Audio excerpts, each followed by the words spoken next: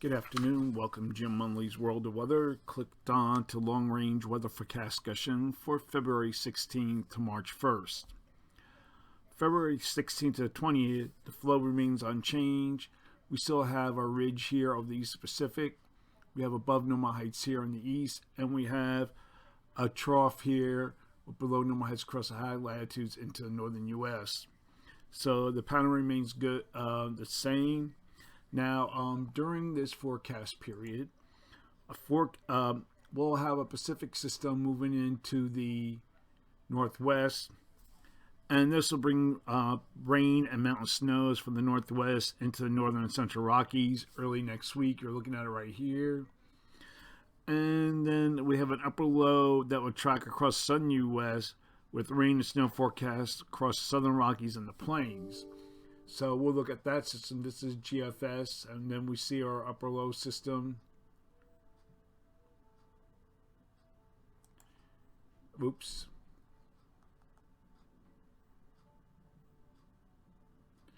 See it right here.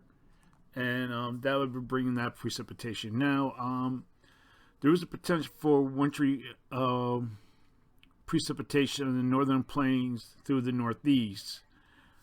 And we can see it right here. This is the GFS. And this system will track across this area, have mixed precipitation here, rain across that region.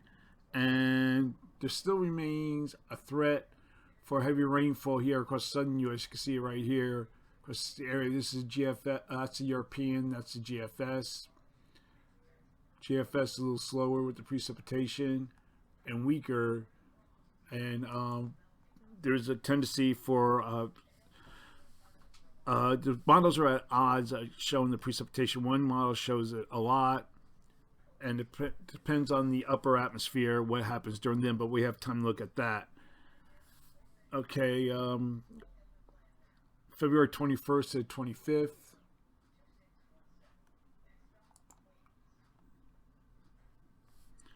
And a trough in the west is forecast to lift out, leaving a piece of energy down here across the southwest. And then we have heights remain below normal across the northern latitudes. A ridge is forecast over the Caribbean with above normal heights, with the weak trough over the Great Lakes. You can see our weak trough here across this region. So all in all, the models are in good agreement during this period. So for this forecast period, I'm forecasting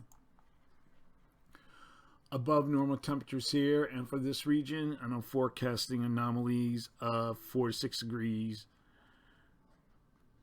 below normal. And we have below normal temperatures here. And for this region, I'm forecasting anomalies of 2 to 4 degrees below normal.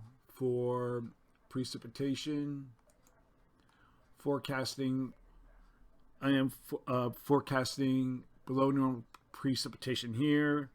Forecast anomalies of forecast of probability is 35%. Above normal precipitations here, and the probability of occurrence is 40%. Now we're going to look at the period for March 26th to March 1st.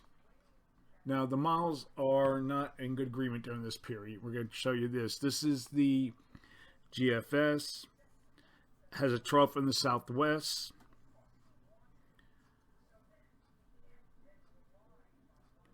And the European ensembles has ridge in the west, trough in the east.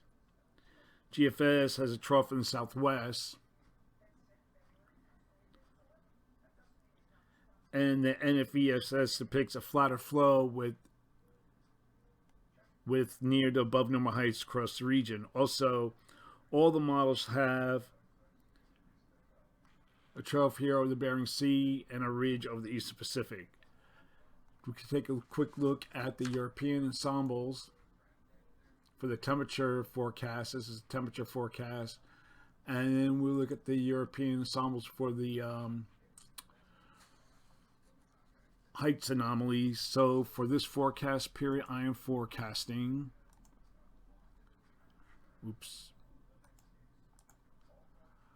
Above normal temperatures here and east of the Mississippi River, and anomalies of 2 to 6 degrees above normal are forecast. Below normal temperatures are forecast here, with anomalies of 4 degrees below normal for precipitation.